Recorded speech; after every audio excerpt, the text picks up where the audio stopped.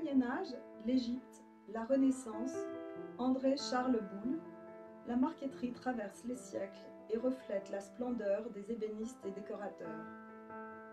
Dans la menuiserie, la marqueterie est l'étape la plus développée, la plus sophistiquée, la plus aboutie.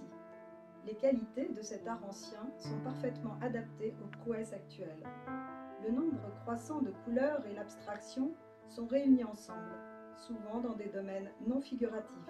L'usage du bois est unique. La technique consiste à superposer des plaquages de couleurs et d'espèces différentes, puis de poncer jusqu'à obtenir le résultat désiré. Très jeune, j'ai commencé à peindre et à faire des dessins qui représentaient déjà les dessins que j'essaie de reproduire avec mes marqueteries aujourd'hui. J'ai commencé la marqueterie il y a 25 ans, par hasard, en commençant par un stage à Paris.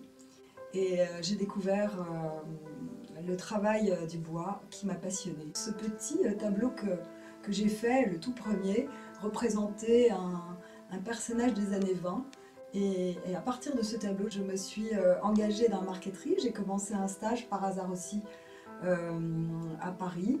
Et à la suite de cette formation qui a duré environ 5 ans, je me suis installée et j'ai commencé à produire toute seule. Donc aujourd'hui, je fais des marqueteries très contemporaines, mais j'ai commencé par des choses très classiques pour évidemment maîtriser la technique.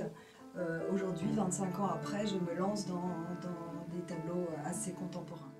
Mes sources d'inspiration, c'est souvent la mer, les paysages, la nature, les éléments, et tout ça me donne beaucoup d'idées, si bien que j'ai un dessin bien formé qui m'inspire, et à partir du moment où je suis dans mon atelier, je peux rester 2 heures sans voir le jour.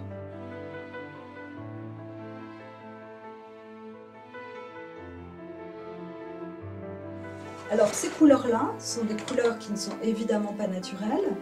On prend une feuille, on la trempe dans un acide, on transforme cette feuille en blanc, puis on met cette même feuille dans un bain, rouge, vert, jaune, bleu. Et pour avoir des dérivés de couleurs, alors quand je les superpose, j'ai donc la teinte du bois foncé, la teinte du bois clair et entre deux, une teinte intermédiaire en superposant les bois. Sur ce plaquage-là, on voit des ondes, et ces ondes resteront dans le bois jusqu'à une couche infime. Là, je vous présente un érable moucheté saumon que j'ai utilisé dans ce tableau, qui paraît déjà beaucoup plus clair. Donc au départ, voilà la couleur, et voilà après ponçage.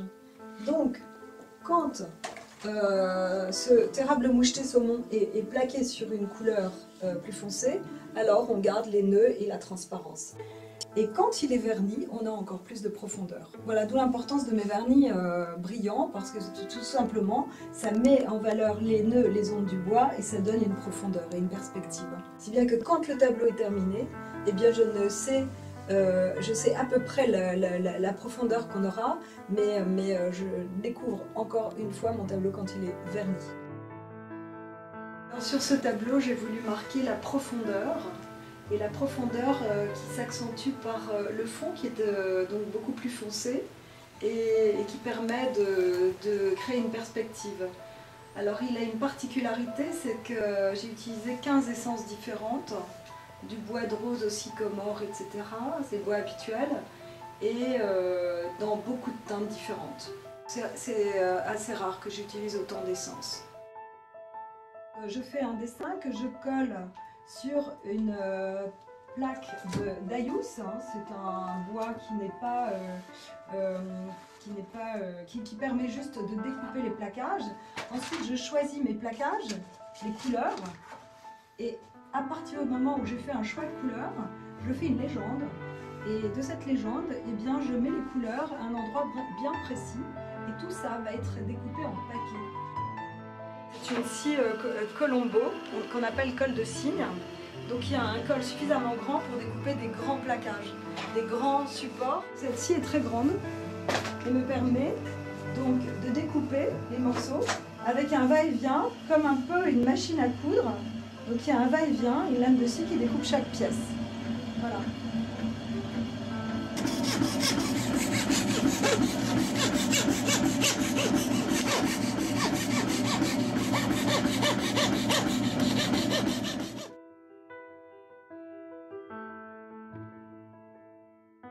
puzzle, après l'avoir découpé, je l'ombrerai avec du sable chaud. Donc j'utilise ce sable que je mets dans une poêle, je le chauffe très fort, j'ombre pour donner une profondeur au tableau. Et ensuite, chaque pièce est collée sur une cale chaude avec de la colle d'os et de nerf. Ces colles, ce sont des colles qui sont en perles, qui sont mélangées colle de nerf, colle d'os, qui permet, vous voyez, c'est cette espèce de poudre comme ça, mélangée, chauffée avec de l'eau. Les morceaux sont collés sur une cale chaude avec ce mélange de colle d'os et de nerf et adhèrent au papier. Ce dessin fini et collé sur cette cale chaude va être contre-collé sur une planche de contreplaqué et à partir de là, il faudra retirer le papier qui lui se retire avec de l'eau chaude et une éponge. Donc je déplaque au bout de 24 heures.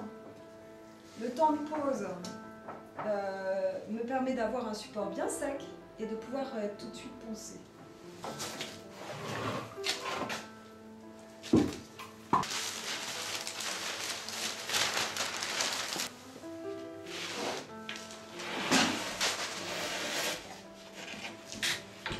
Voilà le tableau plaqué. On a retiré la colle d'os de nerf qui encrassait la surface du bois. Ici on s'aperçoit bien des différentes couches de bois, donc c'est toujours intéressant de les mettre en valeur. Ici j'ai utilisé un plaquage avec des nervures naturelles qui permettent de donner des effets d'eau et qui sera à peine visible quand le tableau sera terminé. On va poncer pour obtenir les transparences et les perspectives.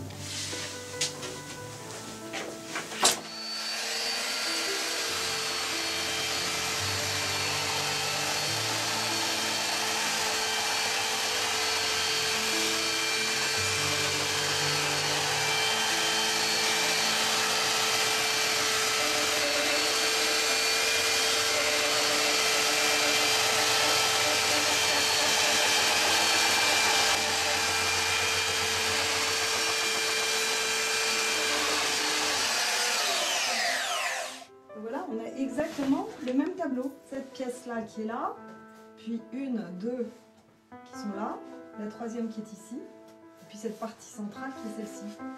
Voilà. Quand j'ai travaillé une marqueterie traditionnelle, j'ai tendance à la poncer et puis travailler le vernis au vernis tampon. Pour mes marqueteries contemporaines, aujourd'hui j'utilise un vernis brillant.